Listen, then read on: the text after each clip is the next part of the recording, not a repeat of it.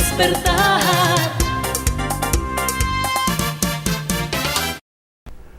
Hola, buenos días, bienvenidos, bienvenidas a la presente entrevista de hoy. Esta mañana vamos a hablar sobre la ciudad de Quito, nuestra ciudad capital, para lo cual hemos invitado al arquitecto Handel Guayasamín. Él fue presidente del Colegio de Arquitectos de Quito, también de la Federación del Colegio Nacional, y ha sido subsecretario de Planificación del municipio de Quito en la época del alcalde Paco Moncayo. No, Rodrigo Paz, sí, Rodrigo Paz. Bueno, señor Guayasamín, buenos días, bienvenidos a este diálogo. ¿Cómo le ve usted a la ciudad de Quito este momento, a marzo del 2020? ¿Cuál es la situación real? Es decir, hagamos un breve diagnóstico para luego abordar los principales temas de la ciudad. Buenos días, señor García, gracias por esta invitación.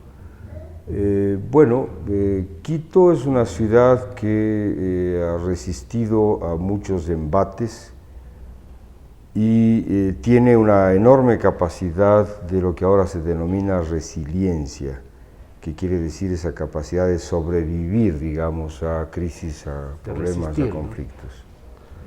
Y creo que esta capacidad viene dada por muchos factores, por aspectos que tienen que ver con lo social, lo cultural, tenemos una historia milenaria, con lo físico, geográfico también, a pesar de algunos terremotos, y obviamente con la capacidad, digamos, económica, creativa, productiva de sus habitantes. Si miramos el contexto más amplio, latinoamericano y mundial, Quito es una ciudad que se la puede considerar maravillosa, es una ciudad de grandes cualidades y condiciones. Sin embargo, eso no quiere decir que, al igual que otras capitales del mundo, tengamos muchísimos problemas que enfrentar y que obviamente son aquellos que deberían ser la preocupación de quienes postulan o asumen roles de administradores de la ciudad, en este caso alcaldes, subsecretarios de diversas áreas de trabajo, funcionarios públicos que deberían asumir, digamos, este compromiso antes de lanzarse a la campaña. Arquitecto, usted decía que Quito ha sufrido varios embates, yo diría sí, embates políticos, embates económicos, embates naturales, embates administrativos. Pero esos embates ha sabido superar, conforme su propia opinión, por esas maravillas que tiene Quito, por los recursos humanos, por los recursos materiales que hay en la ciudad. En este momento hay temas tan fundamentales en la ciudad. Por ejemplo, yo no sé, se está construyendo, se está hablando en el municipio de Quito del estatuto de la ciudad. ¿Qué es un estatuto? Y en verdad eso será una manera, una alternativa para salir de algunos problemas, o simplemente es una constitución de la ciudad. A ver, esta administración, la del alcalde Yunda, digamos, que inicia con muy poca, digamos, popularidad, 23%, 22%, logra, digamos, ampliar su base social, convocando a algunos otros actores, entre ellos al arquitecto Fernando Carrión, directo amigo de hace mucho tiempo, desde las épocas de la universidad. Con él conjuntamente fundamos el Centro de Investigaciones Ciudad hace ya más de 40 años atrás. Y obviamente en esta ampliación de base social y búsqueda de, digamos, un horizonte de planificación, el alcalde pide, concretamente al arquitecto Carrión, su asesoría para dirigir, digamos, los rumbos de su gestión en este periodo. El arquitecto Carrión propone dos grandes temas: el corredor metropolitano de Quito y el estatuto autonómico. Considero, digamos, que por un lado, en el territorio, digamos, de este gran eje articulador del corredor, este tendría que ver además con la necesidad de justamente producir un ensamble integral entre el sistema de transportación que debería entrar en vigencia a finales de este año, el Metro de Quito, todo el sistema de los sistemas BRTs y del sistema de transporte público de superficie, que actualmente funciona en superficie, y una nueva propuesta de densificación de la ciudad y de nuevas centralidades que deberían darse a lo largo de estos casi 60 kilómetros que tiene Quito de norte a sur. En esa perspectiva, obviamente, el producir un cambio de usos, una activación de usos, una incorporación de usos residenciales, sobre todo a esta, por un lado, longitudinal centralidad y a estas diversas centralidades que van en diferentes zonas de la ciudad, creo que es una propuesta interesante, inteligente. El problema de fondo ahí es que el municipio está quebrado. O sea, por lo tanto, las buenas ideas son maravillosas siempre y cuando vengan acompañadas de un componente fundamental que es cómo hacerlo. Es decir, qué modelo de gestión vamos a implementar para que esto sea posible. ¿Qué debería hacer el municipio? ¿Un poco acuerdos público-privados? ¿Un poco Sin duda, no es posible que desde la municipalidad podamos emprender un proyecto de esa magnitud, que si usted le pone 60 kilómetros a un promedio, digamos, de, ¿qué será? O sea, usted tiene por lo menos 6.000 millones de dólares que habría que pensar de dónde obtenemos para poder implementar un proyecto de esta magnitud y además en su fase inicial. Pero para eso requiere usted de un apoyo, un aporte, una participación, una corresponsabilidad pública y privada. No hay otra manera, o sea, no existe esos recursos en el Estado, ni nacional, ni peor local, porque tenemos una deuda con el propio metro que tenemos que pagarla todavía, y que estamos destinando cerca del 70% del presupuesto para ese tipo, perdón, el 30% del presupuesto para ese tipo de fines, y por otro lado tenemos que, digamos, generar una, llamemos, involucración de los sectores. Si es que estamos hablando del eje, ahí existen propietarios de inmuebles, existen arrendatarios, existen comerciantes formales, informales, existe gente que vive. Entonces, con todos esos sectores tiene que articularse un modelo de gestión que haga viable este propósito. Vistas así las cosas, parecería que el sueño del alcalde Yunda y el sueño también del arquitecto Carrión un poco quedarían en eso. Bueno, son ejercicios académicos importantes, digo, ¿no? Porque yo he sido profesor 25 años en la universidad. Pero un poco hay que aterrizarlo también. Y he hecho muchos ejercicios de esta misma naturaleza con cientos de estudiantes y profesionales de la Universidad Católica en particular. Y en este caso, el concurso que se hace para este corredor es efectivamente un ejercicio importante, pero que tiene que dársele las condiciones objetivas, no idílicas, para sus realizaciones. Y tiene que haber un compromiso, acuerdos concretos con el gobierno nacional, con los sectores motrices, motores de la economía de esta ciudad, llámese sector inmobiliario, industriales, empresarios, comerciantes, etcétera, etcétera. ¿Esos sectores tendrán, usted que les conoce, tendrán voluntad? Yo pienso que sí, pero para eso se requiere estructurar un modelo de participación que lo haga posible. ¿Y el estatuto puede acarrear y llevar hacia eso? El estatuto es otro tema. El estatuto es una especie de constitución de la ciudad. Y obviamente este es un tema sobre todo de legislación urbana, porque lo que establece es un modelo de gestión administrativa, de gobierno de la ciudad.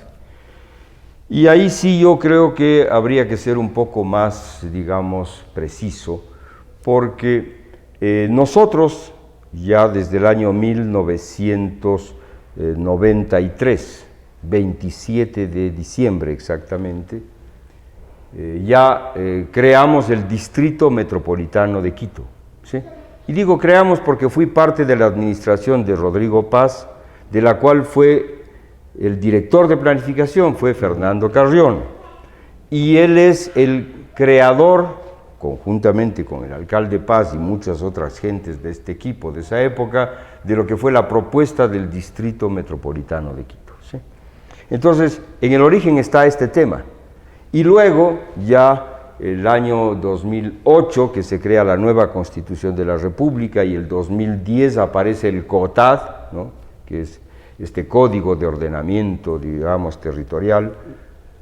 Ahí aparece que habría que darles a los distritos metropolitanos, ¿no es cierto?, una legislación específica, ¿no? Y entonces, ¿a qué voy con todo esto? Que si ya tenemos una resolución que está normada, porque obviamente está funcionando desde el año 93 hasta la fecha, tendríamos ya 27 años de funcionamiento del distrito. Para mí lo más importante es hacer que el distrito funcione, ¿sí? Eso es lo más importante. Y me parece que la preocupación de crear un nuevo estatuto autonómico del distrito metropolitano son, a mi juicio, una especie de esfuerzos legales que yo los considero, y ahí puedo, además con el respeto que le tengo a Fernando por la relación profesional, de amistad, etcétera, pero creo que yo tengo mis distancias y mis diferencias, porque la gente lo que requiere, todos los ciudadanos, es que lo que tenemos funcione. A eso iba. Y lo que hay que hacer es un esfuerzo para que funcione. A eso iba. Porque tenemos códigos, normativas, ordenanzas por miles, ¿no? Y nosotros que desde el Colegio de Arquitectos manejamos, por ejemplo, todo el sistema de certificación de proyectos, es decir, todo proyecto inmobiliario del Estado o privado pasa por ahí para la certificación técnica y para la aprobación municipal. Iba a eso.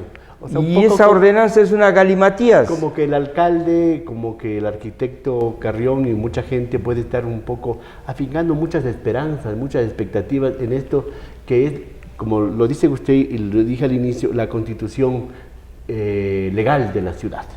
Pero hay problemas, usted mismo lo dice, la gente busca que se solucione lo que hay, que funcione, que marche lo que existe. Así es. El asunto del metro, por ejemplo, se dice que el 93.5% está ya adelantado. Terminado, es decir, apenas falta 6.5%. Digamos un 7%. Pero ya. todavía no tenemos el precio que va a tener, no tenemos el operador de ese sistema, no tenemos un sinnúmero de situaciones que no sabemos, ojalá a fines de este año funcione el metro y lo funcione bien. Usted bien lo dice, tenemos muchas cosas, ¿sí? Y para que estas cosas existen ha habido una inversión enorme, no solamente de recursos económicos, sino de recursos humanos, de inteligencias, de aportes, de procesos, etc. Y eso es lo que tenemos. ¿Por qué no volvemos eficiente lo que tenemos? ¿Sí? Y entonces seguimos haciendo nuevas pirotecnias, ¿no es cierto?, que nos van a llevar a procesos a veces contradictorios inclusive, porque el tema de las autonomías también tiene que ser revisado, ¿no? Porque sin duda este fenómeno tiene que ver con experiencias como la española, en donde existen regiones que son autonómicas, ¿no es cierto?, y que demandan sus propios gobiernos, sus propios presupuestos, una relación con el Estado, etc. Quito, ¿no es cierto?, creo que lo que requiere es reforzar su capitalidad, eso es lo que requiere, ¿sí? Eso, porque muchos alcaldes se han olvidado, ¿no?, o no tienen los pantalones para reconocer que Quito es la capital histórica de esta región, de este país, ¿sí? Entonces, ¿de qué autonomía hablamos? Hay que reivindicar primero. Primero hay que fortalecer identidades locales. O sea, nosotros tenemos un nacimiento como república en el 1830 que no toma en cuenta miles de años de historia previos. ¿A qué me refiero? Nosotros no somos fundados por los incas ni por los españoles, ¿eh? Tenemos 5.000 años de historia. Una historia anterior. Y Quito era la capital de yo diría, de una región, de unos cacicazgos con mucha fuerza y poder, con identidades. Aquí está lo que se llama el sitio más cercano al Sol en el planeta, ¿no es cierto? Y al mismo tiempo estamos hablando de la ciudad de la mitad del mundo y de la mitad del tiempo. Y el nombre de Quito, que era el nombre de la Real Audiencia de Quito, ¿no?, debía ser el nombre del Estado, el país debe haberse llamado Quito, ¿sí? Y le ponen Ecuador porque por aquí pasa supuestamente la línea ecuatorial. Desde ahí perdimos todo sentido de identidad. Entonces recuperemos identidad, recuperemos pertenencia, fortalezas, ¿no es cierto?, que nos permitan mirar al futuro con la cara levantada, con el espíritu en alto, porque de eso se trata. Justamente para terminar, esa mirada al futuro, ¿cómo le ve usted esa mirada al futuro? Bueno, nosotros con la edad que tenemos, ¿no es cierto?, yo creo que hemos hecho lo necesario y lo posible y a veces hemos arriesgado inclusive mucho más allá de esos límites. Y creo que las nuevas generaciones lo que tienen que recibir es un legado de experiencia, de conocimiento, de sabiduría. Y un compromiso. Y al mismo tiempo asumir sus propios compromisos, porque de hecho nosotros no hemos vivido lo que las nuevas generaciones están viviendo. Y hay que pensar en eso. Yo creo que el futuro siempre es algo que se lo define desde el pasado y se lo define además, ¿no es cierto?, siendo consciente y consecuente con lo que somos y lo que pretendemos ser. Entonces, en esa línea, me parece que Quito es una ciudad, reitero, lo que dije al comienzo, maravillosa, que tiene grandes potencialidades y lo que hay que hacer es saber potenciar, ¿no es cierto?, esto con esta participación entre lo nuevo y lo viejo, porque todos los días que nos levantamos, hay una mañana, hablemos de los jovencitos, hay un mediodía, hablemos de la gente madura, y hablemos de una noche, que somos los de la tercera edad, que tendríamos que ser parte de estos nuevos procesos. Quito necesita fortalecer sus raíces, sus orígenes, fortalecer sus sueños y concretar un futuro en donde todos seamos actores, en donde todos podamos participar para tenerle a Quito, como dice el arquitecto Guayasamín, una ciudad hermosa, de futuro, de presente y de futuro, obviamente con las bases de nuestro pasado. Esta ha sido la comparecencia del arquitecto Handel Guayasamín, ex subsecretario de Planificación del municipio de Quito y ex presidente del Colegio de Arquitectos de Pichincha. Arquitecto, muy amable, buenos días por su tiempo. Hasta aquí la entrevista de hoy, nos volvemos a ver en la próxima. Al despertar